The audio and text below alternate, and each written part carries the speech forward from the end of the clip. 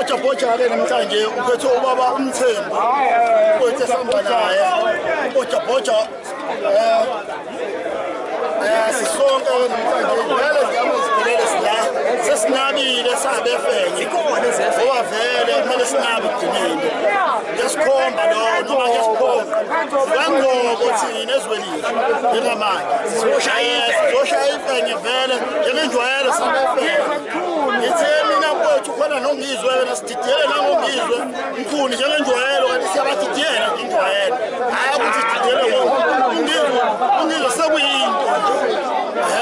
yinto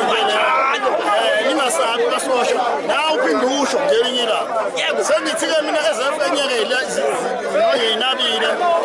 mayisuka lapho manje seyikhole emotini sayefenyini ukuthi uNkulunkulu ufakazi njengenjwayelo dedile mina kubhoja-bhoja